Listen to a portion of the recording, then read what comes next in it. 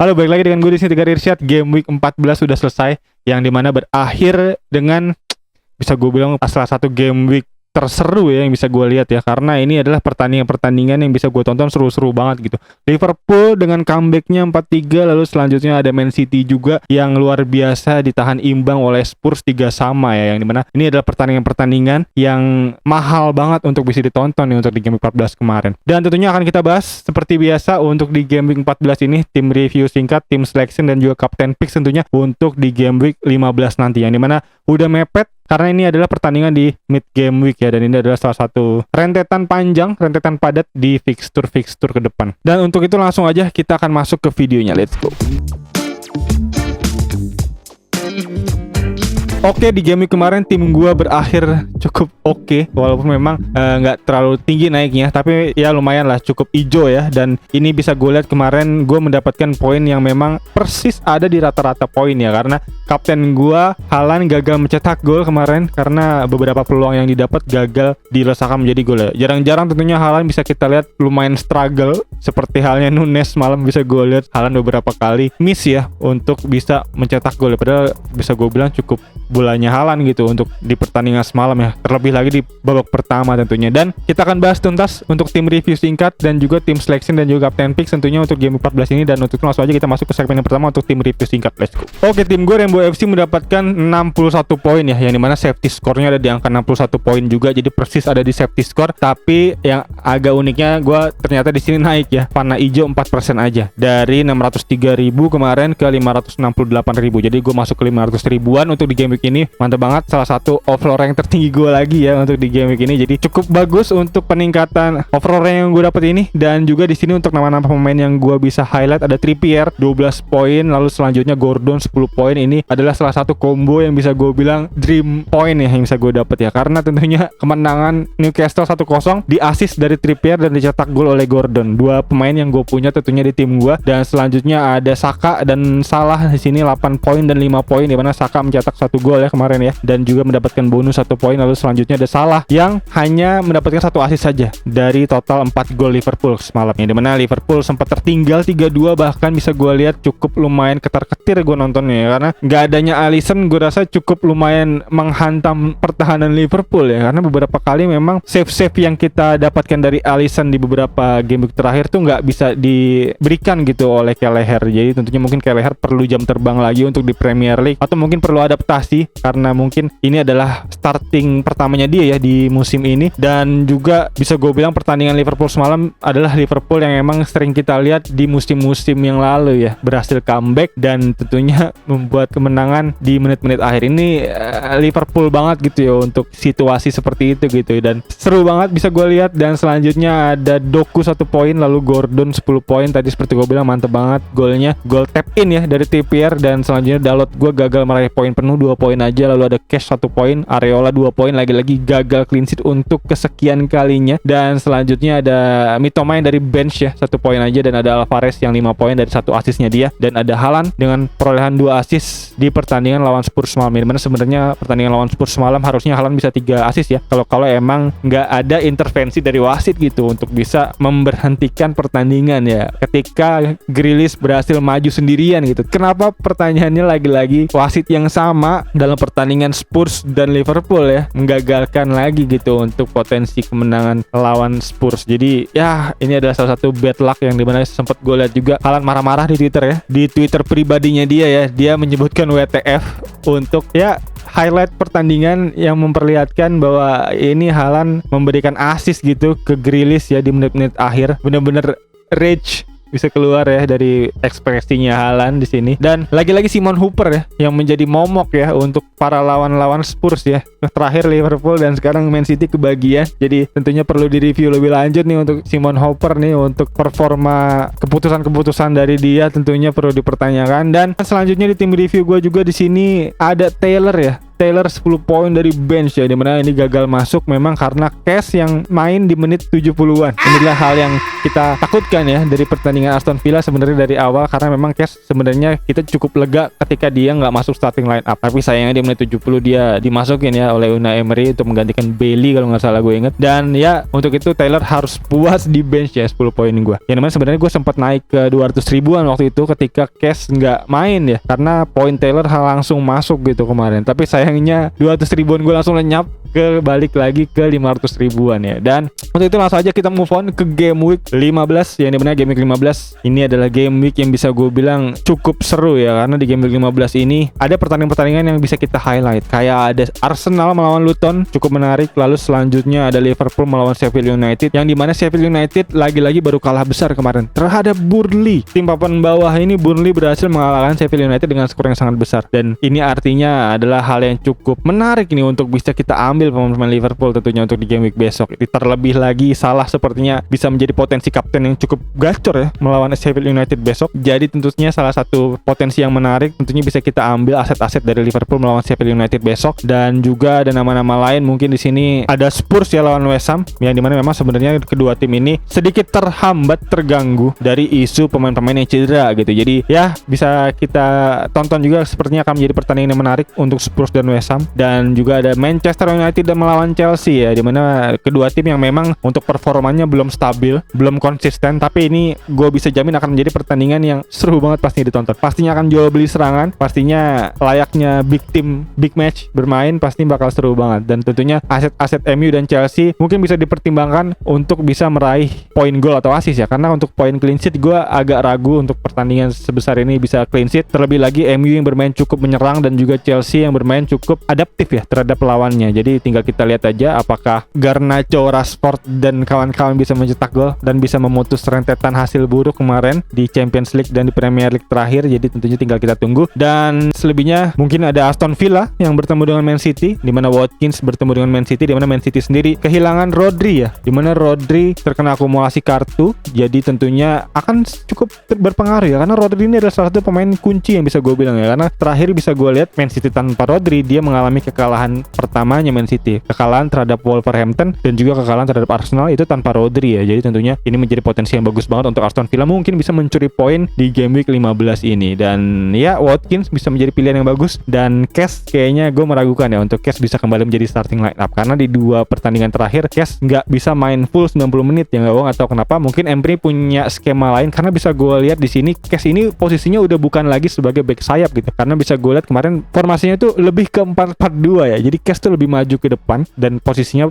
Bailey tentunya. Jadi bisa gue kemarin Cash ini selalu digantikan oleh Bailey, atau mungkin sebaliknya Bailey digantikan Cash. Jadi tentunya ini menjadi mungkin warning ya, alarm bahaya ya untuk para pemegang aset Cash, apakah saatnya harus dijual, karena di dua pertandingan ke depan ya untuk Aston Villa sendiri menghadapi jadwal-jadwal yang cukup berat. Karena bisa gue lihat di sini untuk Aston Villa, Cash ini akan menghadapi City di game week 15 dan di game week 16-nya akan menghadapi Arsenal. Dan selanjutnya langsung aja untuk kita masuk ke team selection, yang dimana team selection gue di sini gue kemarin baru aja memasukkan Heung-min Son, dimana Heung-min Son gue masukin ya, gue gantikan dari Mitoma, yang dimana Mitoma udah mulai suram ya untuk menit mainnya, karena terakhir bisa gue lihat dia bermain dari bangku cadangan dan juga gagal meraih gol dan assist terhadap hasil kekalahan yang diterima Brighton ya terhadap Chelsea semalam ya. Walaupun memang Chelsea dapat kartu merah dari Gallagher, tapi sayangnya Brighton belum mampu bisa memaksimalkan advantage yang diberikan oleh wasit tersebut tuh. Jadi Mitoma udah saatnya gue ganti. Harganya memang tetap 6,5, jadi gue nggak berpengaruh soal harga. Dan terlebih lagi Son ini lagi diskon ya. Son harganya 9,6 pas gue rekam ini, dimana belum naik. Tapi kalau emang bisa kita lihat dari price predictor di sini untuk Son sendiri posisinya udah mulai hijau ya, naik ya. Walaupun memang dia merah di sini 71,6% minus, tapi dia udah mulai menanjak naik nih pasca kemenangan semalam nih terhadap 1 gol dan 1 asisnya dia 0,9% per jam untuk kenaikan dari presentasi harga yang mungkin akan naik. Kurang lebih 2 hari lagi naik ya. Iya, 0,9%. Jadi ini saat yang tepat kayaknya akan gue masukin Son, karena harganya lagi diskon 9,6, terakhir 9,7 ya bisa kita lihat. Dan selanjutnya nggak ada perubahan lain di sini, di mana Son akan menghadapi West Ham United. Yang dimana West Ham United sendiri kalau misalnya bisa kita lihat dari performanya dia, dari 7 game week terakhir West Ham belum pernah clean sheet ya. Terlebih lagi dia terakhir clean sheet melawan Sheffield United. Jadi ini sebenarnya potensi yang bagus banget ya untuk para aset-aset aset Spurs, terlebih lagi aset Spurs yang memiliki XG yang bagus, bisa meraih gol ataupun assist tentunya di pertandingan ini. Jadi cukup menarik banget Son untuk bisa diambil, dan untuk itu gue masukin Son. Dan dimana di sini artinya gue memiliki nama-nama populer ya, yang dimana Son, Salah, Saka, dan Haaland. Dimana kalau yang bisa kita lihat dari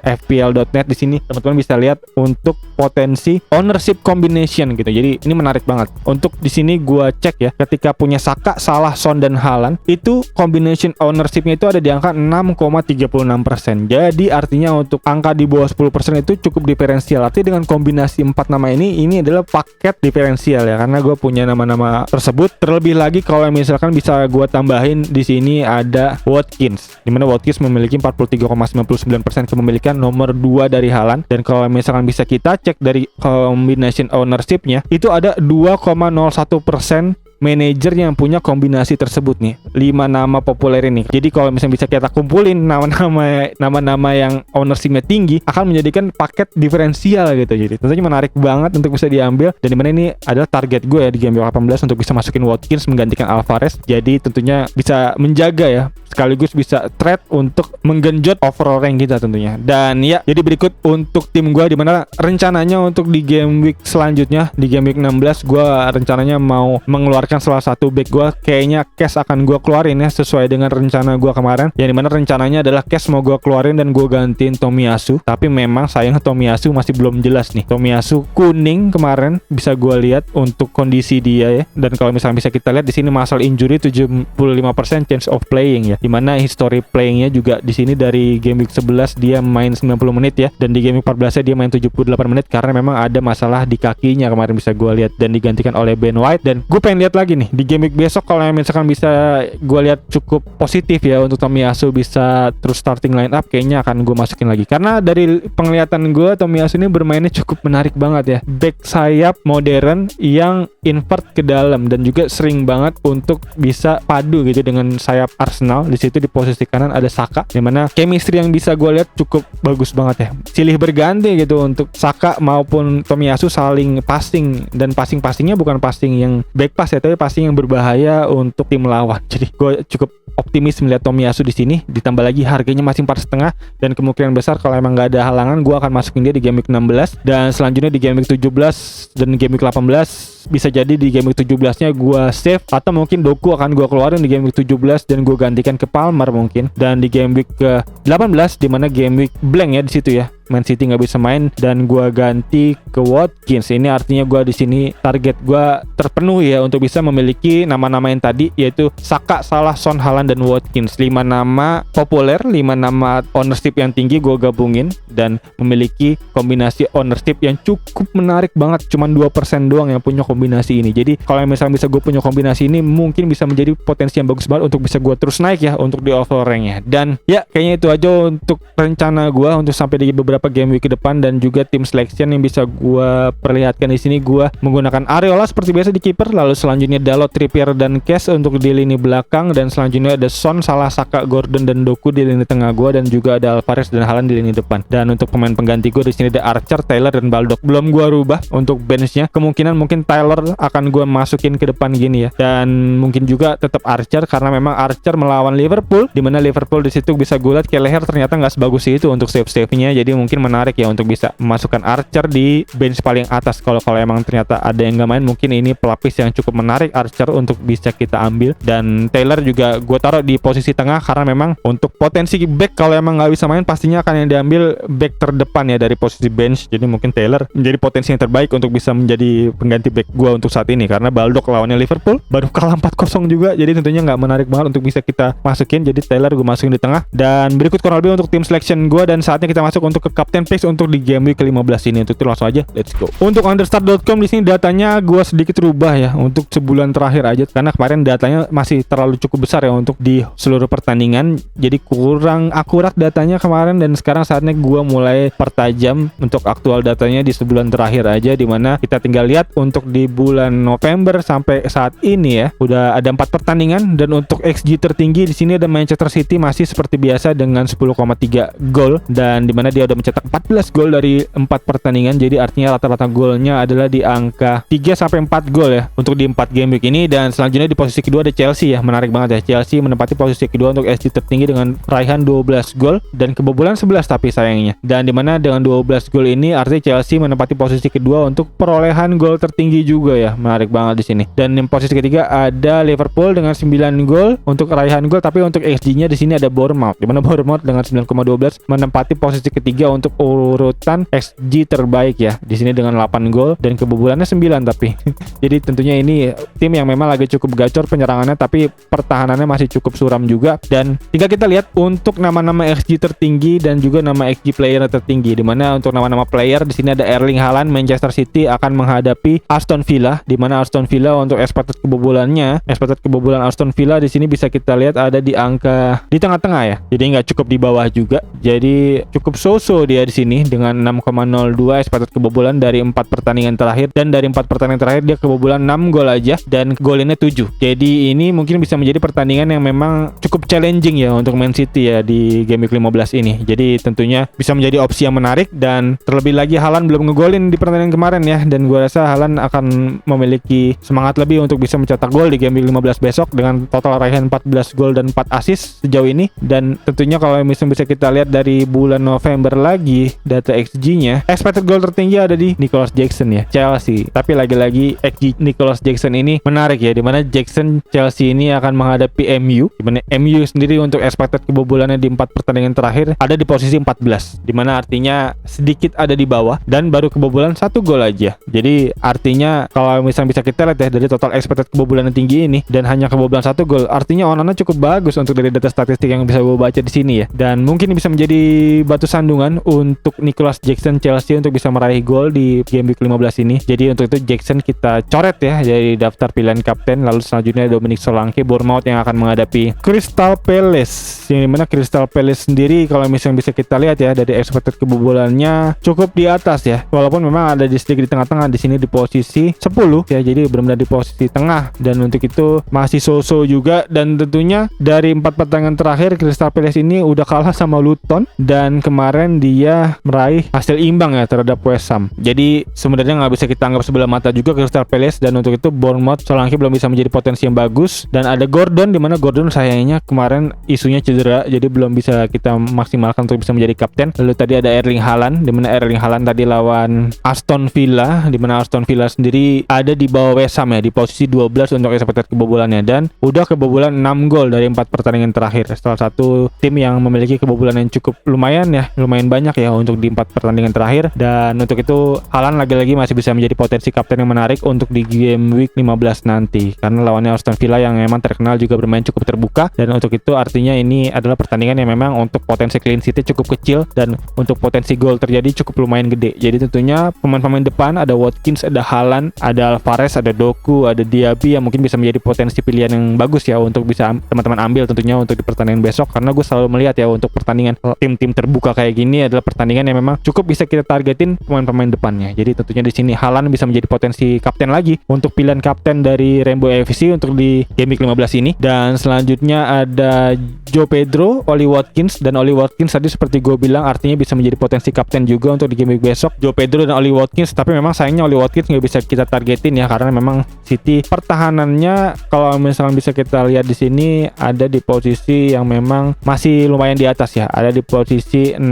walaupun memang kemarin berhasil kebobolan 3 gol, tapi memang itu notice lebih yang bisa gue kasih adalah ke pelatih dari Spurs. Ini adalah pelatih yang bisa gue bilang cukup menarik banget, karena dia berhasil membuat pemain City itu sering banget gue lihat cukup bingung ya, karena kayak dia melawan kembarannya. Jadi di sini benar-benar Ange ini memperlihatkan skema main yang cukup menarik, cukup menghibur, bermain dari bawah bermain dari kiper bola bawah, build up serangan yang memang nggak buru-buru dan cukup kompos, cukup tenang banget gitu, dan membuat para pemain City ini cukup sering pressingnya gagal ya. Jadi tentunya ini membuat cukup banyak ruang terbuka kalau bisa kita lihat, dan berhasil memancing City untuk membuka pertahanannya gitu kemarin bisa gue lihat. Jadi hasil 3-3 adalah hasil yang cukup fair banget untuk bisa gue berikan ya ke Ange dan ke Pep Guardiola, dan gue rasa ini adalah sepak bola yang modern ya, yang diperlihatkan oleh Ange bersama Spurs ya. Dengan banyak kehilangan pemain, nggak membuat Spurs pincang kemarin untuk di pertandingan lawan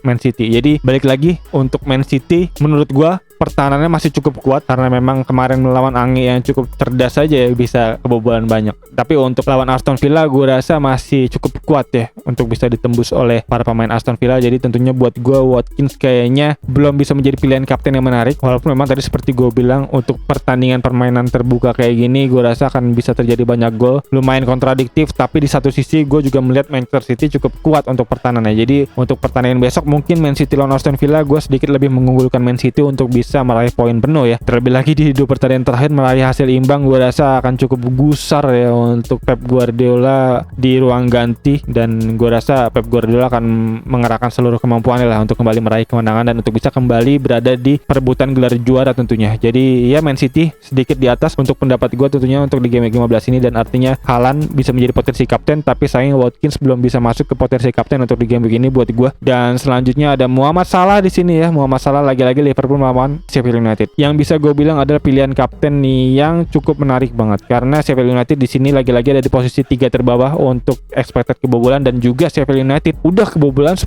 gol dari 4 pertandingan terakhir. Terlebih lagi di pertandingan terakhir dia kalah 4-0 dari Burnley, sama-sama tim papan bawah, yang bahkan bisa gue lihat ya untuk XG-nya Burnley sendiri di sini ya ada di posisi 11 ya. Artinya nggak cukup bagus juga sebenarnya penyerangannya, dan di sini Burnley berhasil mengalahkan Sheffield United. Dan untuk itu artinya Liverpool lampu hijau banget untuk bisa kita kaptenin pemainnya. Di situ ada Muhammad Salah tentunya untuk bisa menjadi potensi kapten pilihan kedua ya. Pilihan kapten pertama ya dari Rainbow FC untuk di game week besok. Jadi pilihan keduanya ada Haaland, pilihan pertamanya ada Salah, dan tinggal kita cari untuk pilihan ketiganya. Pilihan ketiga kalau misalnya bisa kita lihat dari fixture tadi ada Arsenal melawan Luton, artinya Saka mungkin bisa menjadi potensi yang bagus banget ya untuk bisa kita ambil sebagai kapten, dimana Saka ya dari 4 pertandingan terakhir dia udah mencetak 1 gol dan 2 assist. Menarik banget di sini Saka selalu menjadi poros serangan ya, sering banget serangan dimulai dari sisi kanan bersama Saka. Jadi tentunya bisa menjadi potensi kapten yang bagus ya untuk bisa kita ambil di posisi ketiga setelah Haaland. Dan ya berikut kurang lebih untuk kapten picks yang bisa gue sampaikan. Yang pertama tadi ada Salah, yang kemungkinan besar gue akan kapten Salah untuk di game begini, dan ada Haaland tentunya, dan juga yang ketiga ada Saka. Dan ya berikut kurang lebih untuk kapten picks yang bisa gue sampaikan. Semoga membantu teman-teman semua ya dalam meramu serta meracik tim di game week ke-15 ini. Dan untuk teman-teman mungkin yang punya pertanyaan, masukan, saran, kritik, nama-nama lain terlewat dari gue, bisa feel free langsung aja nanya di kolom komentar di bawah. Nanti bisa gue jawab semampunya tentunya seperti biasa. Dan ya kayaknya itu aja. Sekali lagi thank you buat yang udah nonton, dan untuk teman-teman yang baru nonton bisa langsung klik tombol like, subscribe dan loncengnya di bawah agar teman-teman lihat video-video seputar fantasi Premier League lainnya dari channel ini. Dan ya kayaknya itu aja. Sekali lagi thank you buat yang udah nonton. Asal seperti biasa gue juga ya, bisa.